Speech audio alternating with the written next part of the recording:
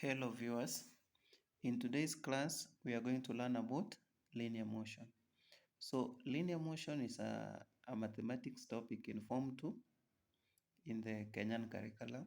So you'll sometimes find some books write it as motion. So in today's class I basically wanted to take us through the concept of velocity and acceleration. So before we do anything, we will need to understand the meaning of these two words. What is velocity and what is acceleration? So velocity, velocity, velocity first of all is a vector quantity. To mean it is a quantity that has both magnitude and direction.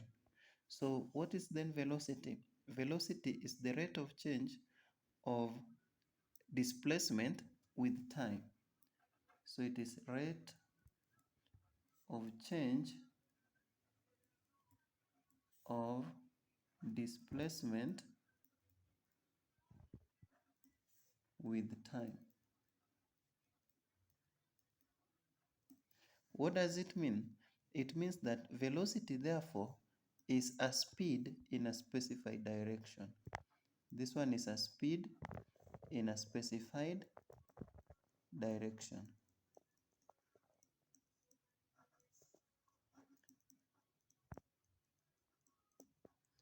So how then can we work on velocity? Velocity is therefore calculated by taking displacement over time. That is the rate of change of displacement over the rate of change in time. So this small triangle there stands for change. So then let us therefore also understand this second term here, which is acceleration. Acceleration, on the other hand, is acceleration.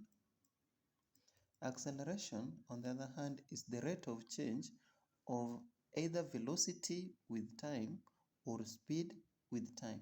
So acceleration is equals to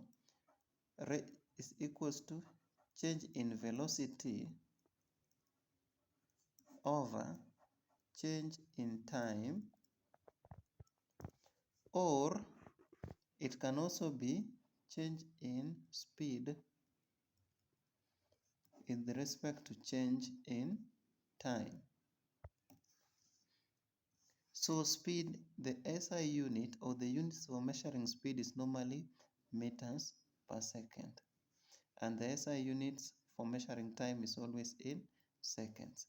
The SI units for measuring displacement is normally, displacement is a vector quantity, and it is its SI unit is meters, and the SI unit of time here is seconds. So therefore the units for velocity will always be in meters per second or in kilometers per hour. You can either convert the two. Then acceleration, on the other hand, so velocity here is already in meters per second, and then this other one is second. So the SI unit therefore for acceleration is given by meters per second squared, or it can also be written as meters second raised to power -2. So when we want to find the velocity here, then we will need the final displacement minus the initial displacement, then we divide by the respective change in time.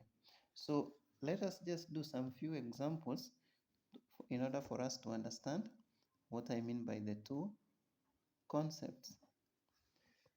So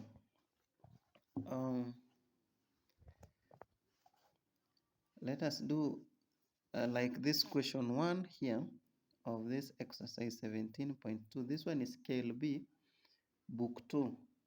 So example 1, the initial velocity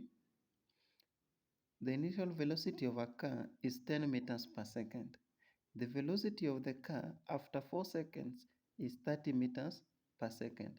Find the acceleration. So, when we want to find acceleration, so let me just note down first the things that we've been given. We've been given the initial velocity, which is normally abbreviated as u. Then we have got the final velocity, usually abbreviated as v. Then now we have got the initial time. In this in this case, the initial velocity of a car was 10 meters per second. The velocity of the car after 4 seconds is 30 meters per second. Now, like in this case, we've not been given the initial time, and therefore we will assume, or we will take our initial time to be 0 at 0 seconds. Then the final time, in this case, we've been told that the velocity after 4 seconds. So to mean the total time taken here will be 4 seconds. So the final time here will be the fourth second. So then, how then can we calculate the acceleration? So acceleration is normally abbreviated as small a, is normally given by v minus u over t1 minus t0, where v represents the final velocity and u is the initial velocity. Then t0 is the final time, and t0 here is the time at which it began. So this one is the beginning time.